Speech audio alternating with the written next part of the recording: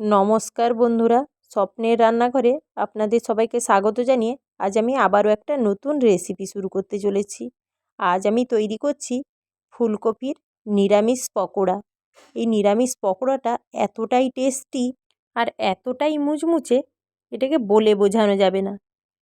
এই পকোড়া তৈরির জন্য সবার প্রথমে গ্যাস অন করে একটা কড়াই বসিয়ে দিলাম। কড়াইতে বেশ কিছুটা পরিমাণ জল দিলাম, পরিমাণ মতো লবণ। এবার টুকরো করে রাখা ফুলকপিগুলো দিয়ে দিলাম। ফুলকপিটা দেওয়ার পরে ফুলকপিটা আমি খুব বেশি সেদ্ধ করব না, একটুখানি ফুটে উঠলেই জল থেকে ফুলকপিগুলো আমি তুলে নিব।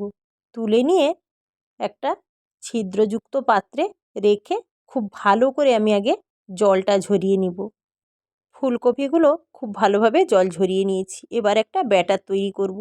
তার জন্য বাটিতে 2 চামচ বেসন, 2 চামচ চালের গুঁড়ো, ছোটো চামচে 1 চামচ জোয়ান, হলুদ গুঁড়ো, লবণ, লঙ্কার গুঁড়ো সমস্ত কিছু খুব ভালোভাবে আগে মেখে নিব।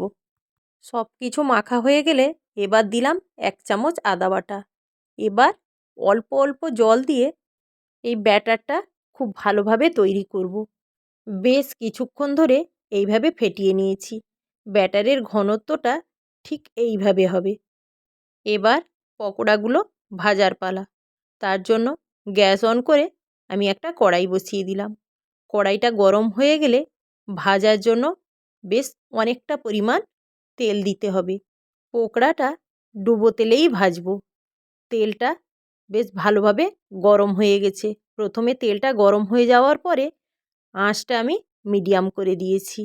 দিয়ে একে একে এই ব্যাটারটায় ফুলকপিগুলো ডুবিয়ে নিয়ে এইভাবে দিয়ে দিব।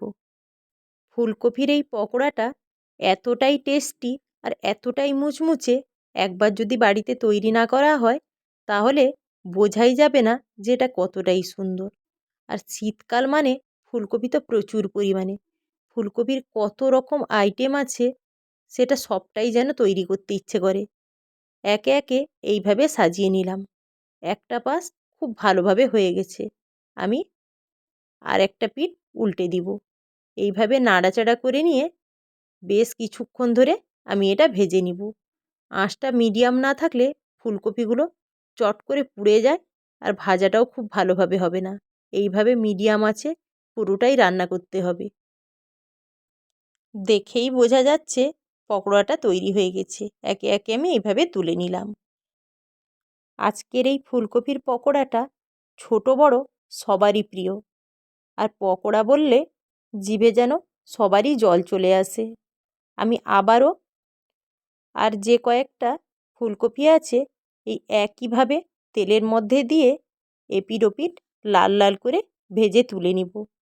সবগুলো ফুলকপির পকোড়া আমি এইভাবেই তৈরি করে নিলাম। এবার আমার পরিবেশনের পালা। আমার এই রান্নার ভিডিওটা আপনাদের যদি ভালো লেগে থাকে আপনারা অবশ্যই লাইক, কমেন্ট, শেয়ার করবেন। আর নিত্য নতুন রান্নার ভিডিও পেতে আমার চ্যানেলটি অবশ্যই সাবস্ক্রাইব করবেন। আর যারা ফেসবুকে দেখছেন তারা অবশ্যই পেজটি ফলো করে দিবেন। আমি ফিরে আসছি আবারও নতুন নতুন রান্নার রেসিপি নিয়ে।